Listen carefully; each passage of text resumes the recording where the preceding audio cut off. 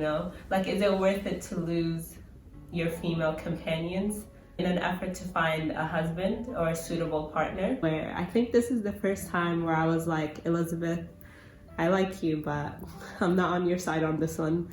She repeatedly tells him no, and he's still like, no, this is what women do. They play like hard to get. That he exaggerates certain negative thoughts for the sake of solidifying people's negative thoughts of him. It's not really his fault that he's going to inherit the estate, but damn, it's just the way that he talks about it. I also realized that I misjudged Mr. Darcy in the same way that she did, and I really wanted to not like him.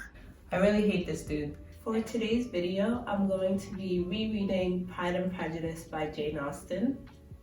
So initially I read this book in IB, which is like 5 years ago now, and I remember not liking the book, or not liking certain aspects of it. I didn't like Mr. Darcy, and I do understand he was supposed to be unlikable, but perhaps he was a bit too unlikable for me. I'm really looking to see how my thoughts about the various characters and the story itself changes.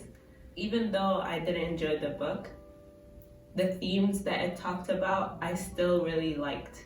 And so I feel as though even if I don't enjoy my reread of the book, I'll probably still get something out of it. It won't be completely useless. So I'm just gonna be rereading it for the next couple of days and just sharing my thoughts in regards to certain parts of the book.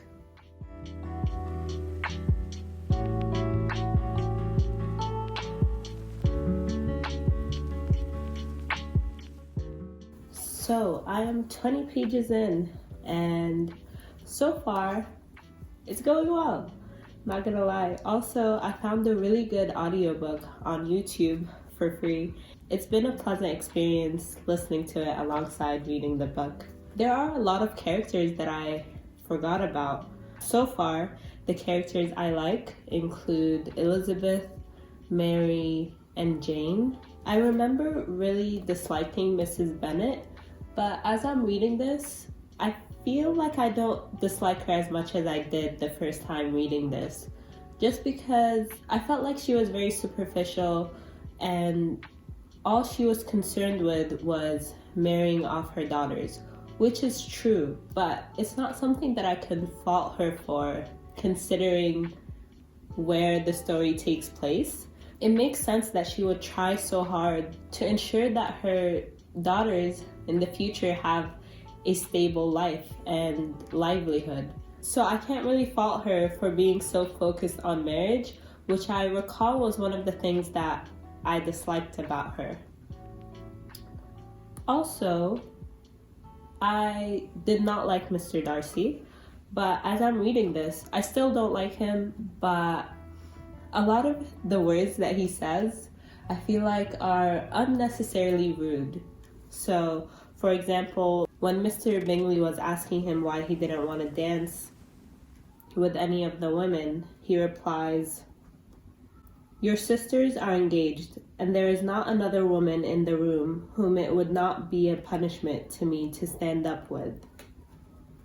Also, when he was referring to Jane, he says, "Miss Bennet he acknowledged to be pretty, but she smiled too much." And that kind of just makes me wonder whether or not he's purposely trying to make people dislike him. Like, he's aware of people's assumptions of him and how disliked he is, and he tries and does actions that reinforce those assumptions within people's minds. And maybe it could be some form of defense mechanism, but I just find that interesting, that he exaggerates certain negative thoughts for the sake of solidifying people's negative thoughts of him.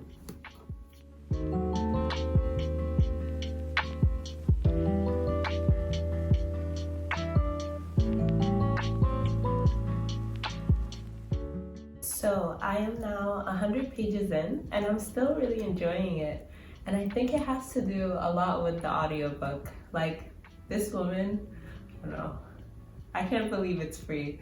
She is making it such an enjoyable experience to read and listen to this book. So I highly recommend it if you guys are looking to read the book, to just listen to her. But aside from that, we've gotten introduced to a lot more characters, a lot more new important characters, one of which I think I have the most to say about Mr. Collins, because I found him so annoying. Oh my gosh. I really hate this dude. And what solidified it to me is when he was proposing to Elizabeth. He was just so obnoxious. But basically, for a little background, because Mr. and Mrs. Bennet only have daughters, once Mr. Bennet passes away, his estate is inherited by the next male relative in line, and that happens to be their cousin, Mr. Collins. Mr. Collins comes to visit them and stay with them for a few days with the hopes of finding a wife. And he first sets his eyes on Jane, but Mrs. Bennet is like, oh, she's basically taken. And then he sets his eyes on Elizabeth. And from there, when he proposes to Elizabeth, it's done in a way that's very much so, obnoxious. It's like, oh, I'm doing you this favor. It's a favor that I'm going out of my way to ask for your hand in marriage. Like, obviously you should say yes. She repeatedly tells him no, and he's still like, no, this is what women do. They play like hard to get. You're not serious. It's not really his fault that he's going to inherit the estate, but damn, it's just the way that he talks about it. Other than Mr. Collins, Mr. Darcy, Elizabeth is just, the hatred for this man is just increasing. Basically, we got introduced to this man. His name is Mr. Wickham, and he tells her that Mr. Darcy basically cheated him out of his father's inheritance. I do think, if I remember correctly, I think Mr. Wickham was not a good guy and he was lying in this sense, and perhaps he wasn't even that close with Mr. Darcy's father, but I can't really blame. I know that it's a flaw in her character that she believes Mr. Wickham so quickly and she didn't second guess what he told her about Mr. Darcy. But at the same time, I can't really blame her for thinking that it was true, because all her interactions with him and everything that she's heard about Mr. Darcy are negative. So if someone were to come to her and tell her that, oh, this dude has done even worse things, I feel like it's normal for her to be inclined to believing them, because everything she's heard about this dude is negative. And so even though she should not have been as harsh, I can't really blame her for believing Mr. Wickham when he came to her with this information. But I guess we'll see later on how it plays out, because I don't really remember that part. Something that I'm really liking are Elizabeth's relationships, especially Elizabeth and Jane's relationship. How they confide in one another and just give each other advice.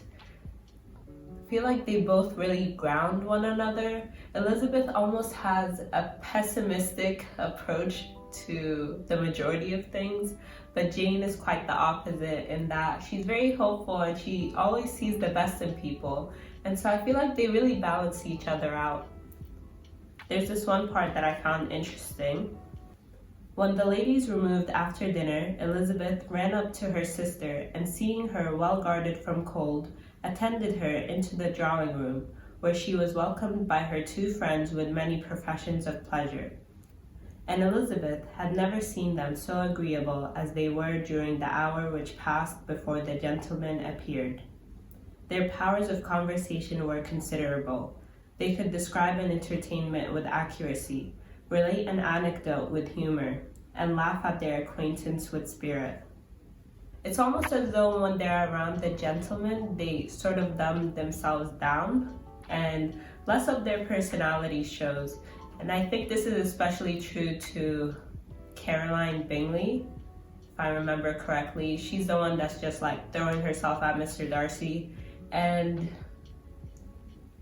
like, I get that it's really important to secure a husband so that you could have a stable future, but at the same time, at what cost?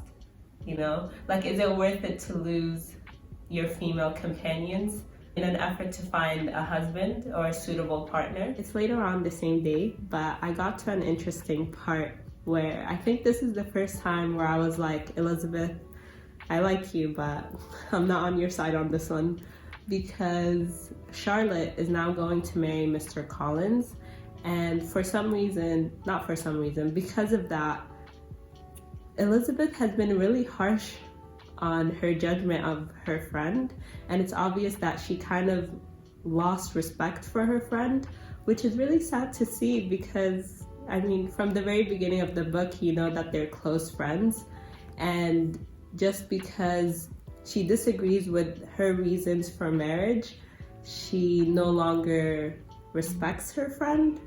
And by no means is Charlotte's reason for marriage a bad one. It's just one that's lacking in love, which I feel like is not deserving of such harsh judgment from Elizabeth. I mean, Charlotte, she makes it clear that she's not interested in the romantic. She's just interested in having like a stable home. And Mr. Collins can offer that. And in exchange, she'll do what she can to make him happy. And I don't feel like there's anything wrong with that. Obviously, Charlotte is smart enough to know what she's doing. It's just really sad to see that Elizabeth doesn't support her. So I've now reached chapter 37, and up until this point, Mr. Darcy has proposed to Elizabeth, and she turns him down, and the next morning he gives her this letter.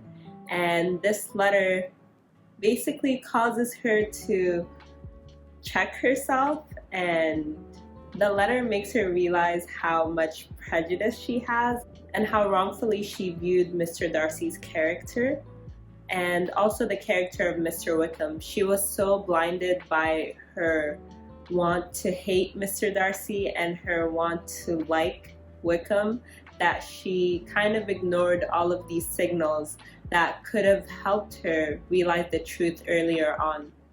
I really like those chapters, I must say. Up until this point, I also really didn't like Mr. Darcy, and I really enjoyed, as bad as it sounds, I kind of enjoyed watching Elizabeth turn down Mr. Darcy.